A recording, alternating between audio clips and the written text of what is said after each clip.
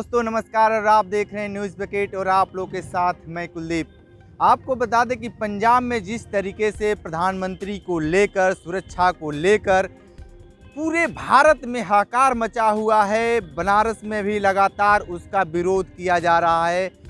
प्रधानमंत्री लगातार ये कह रहे हैं कि हमारी सुरक्षा में चूक हुई है, लेकिन आपको बता दें कि जब प्रधानमंत्री का वहाँ पे कार्यक्रम होना था, उसी वक्त जो किसानों का काफ़िला जाना था सेम समय था, लेकिन जो वहाँ पे स्पष्ट रूप से किसानों ने बोले हैं कि हमको नहीं पता था कि प्रधानमंत्री का काफ़िला बाई रोड जाएगा। उनको किसानों को ये पता था कि वो हेलीकॉप्टर से जाएंगे, वहाँ पे 6 हेलीपैड बना था, लेकिन दोनों का असमंजस एक साथ बैठने की वजह से ये चीज़ हुआ। लेकिन हमारे साथ है कांग्रेस के प्रवक्ता, बनारस में हैं, हम इनसे बात करेंगे क्या सही है क्या गलत है। जी देखिए, प्रधानमंत्री जी की सुरक्षा एक बहुत गंभीर मामला है, लेकिन अगर असुरक्षा हो या सुरक्षा में कोई चूक हो तो वो गंभीर मामला है। जैसा कि पंजाब के हमारे मुख्यमंत्री ने कहा है कि प्रधानमंत्री की सुरक्षा के लिए हम अपनी जान भी लुटा देंगे। ये पूरे देश के अंदर भाव है, ये जज्बा है। वो प्रधानमंत्री चाहे किसी भी दल का हो, हम प्रधानमंत्री को देश का प्रधानमंत्री मानते हैं। बट दुर्भाग्य है कि प्रधानमंत्री जी भाजपा के प्रधानमंत्री की तरह एक्ट करते हैं। मैं आपको एक बात बताना चाहूँगा कि प्रधानमंत्री एसपीजी प्रोटेक्टी हैं। एसपीजी हमेशा अपनी स्ट्रेटजी से चलती है और जो लोकल पुलिस होती है वो एसपीजी के हिसाब से काम करती है। लोकल पुलिस अपने हिसाब से काम नहीं करती है। और प्रधानमंत्री का दौरा, जैसा आपने बताया भी कि हेलीकॉप्टर से जाना था, उनका हेलीकॉप्टर ऐसा है जो कि मौसम ख़राब होने पे रुकने वाला नहीं है। उसमें हाईली टेक्निकल वो है, हाई टेक्निक्स से लैस है। और वो मसला ये है कि प्रधानमंत्री जी वहाँ सिर्फ और सिर्फ जानबूझ के नौटंकी कर रहे हैं। और प्रधानमंत्री जी देश के उस पद का, जो पद की गरिमा है, उसको गिरा रहे हैं ओछी राजनीति के लिए, सिंपैथी की राजनीति कर रहे हैं। मैं आपको कुछ चीज़ें बताना चाहूँगा। 2017 का यही मामला है। 2017 यहीं काशी सिंहद्वार बीएचयू गेट पर बच्चियाँ प्रोटेस्ट कर रही थी और प्रधानमंत्री जी अपने दौरे पे आए हुए थे। वो चाहती थी कि प्रधानमंत्री जी से हम मिलें और अपनी बात रखें। छेड़खानी के विरोध में कुछ बात करनी चाहती थी, वो सुरक्षा चाहती थी। प्रधानमंत्री जी किस प्रकार अपना रूट बदल के गलियों से, आप भी जानते हैं, गलियों से गए हैं डीएलडब्ल्यू। और एसपीजी प्रोटेक्टी, जब प्रधानमंत्री का रूट वो है और इंगेज है, तो वहाँ तुरंत रूट बदला जाता है, दूसरे रूट से जाते हैं। प्रधानमंत्री जी से मैं एक सवाल करता हूँ कि जब आप एसपीजी के सुरक्षा घेरे में हैं, जिसमें हजारों जवान तैनात होते हैं, अगर आप असुरक्षित हैं तो इस देश का सामान्य नागरिक के ऊपर क्या सुरक्षा की व्यवस्था आपने की है? तो आप अपने लिए रो रहे हैं। जब आप सीधे बिना प्लान के पाकिस्तान बिरयानी खाने चले जाते हैं, उस टाइम आपको सुरक्षा का कोई भी चिंता नहीं होती है। जब आपके देश के, आप ही के देश के एक राज्य के कुछ किसान प्रोटेस्ट पे बैठे हैं तो उनसे आपको असुरक्षा होती है। अब तो वीडियो आ रहा है, आपकी गाड़ियों के अगल बगल जो झंडे लहराए जा रहे थे वो भाजपा के थे। तो आप एक जो नौटंकी क्रिएट करना चाहते हैं, ये बेहद निंदनीय है। आज तक के इतिहास में किसी भी प्रधानमंत्री ने इस तरीके से सिंपैथी लेने के लिए राजनीति के से प्रेरित होकर कुछ नहीं किया।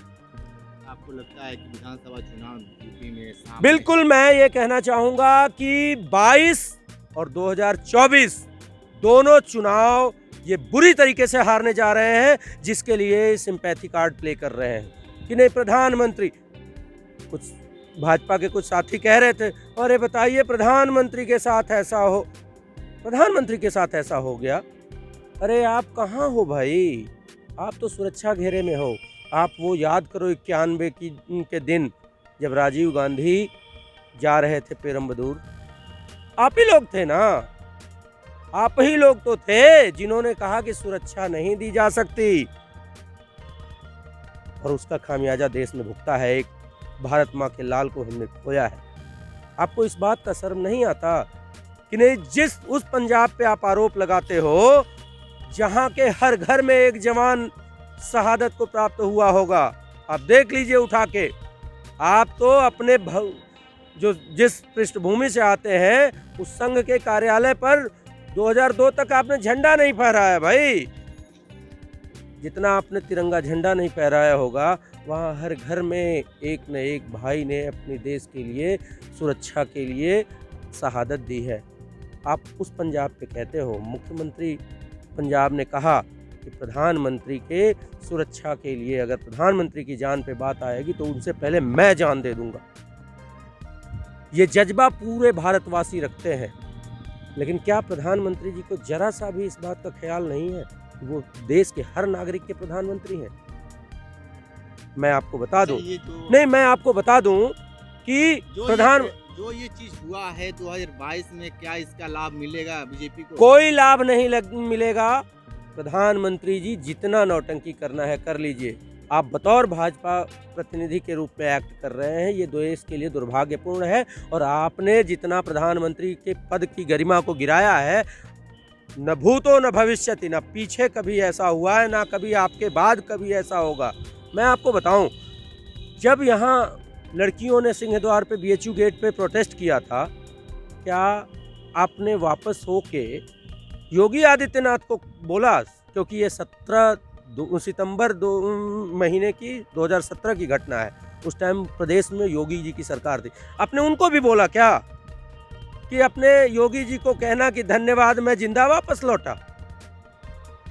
क्या आप इस तरीके की हरकत कर रहे हैं? आप ऐसी बातें कर रहे हैं जैसे कि पंजाब मुख्यमंत्री ने कुछ किया हो। मैं आपको एक घटना और याद दिलाता हूँ। 2009 में अहमदाबाद में तत्कालीन प्रधानमंत्री डॉक्टर मनमोहन सिंह की दौरे में मनमोहन सिंह के ऊपर जूता फेंका गया था। प्रधानमंत्री मनमोहन सिंह ने आप ऐसी बातें की क्या? कहा आपको कि नरेंद्र मोदी जी मैं सुरक्षित जा रहा हूँ? ये ऊंची और बहुत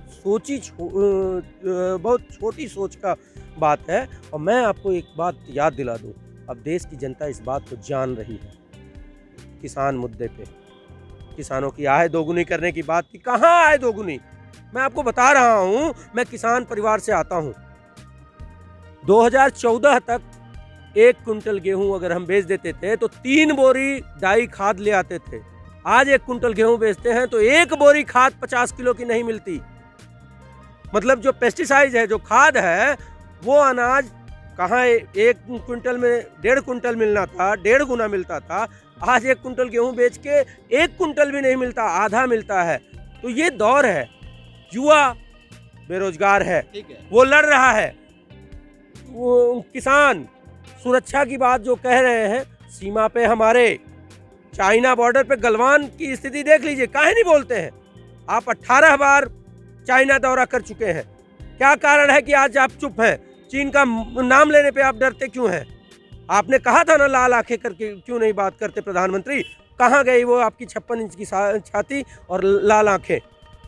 हमारे अरुणाचल के बहुत सारे हिस्सों का नामकरण करते हैं चाइना के लोग, आप क्यों नहीं विरोध दर्ज कराते?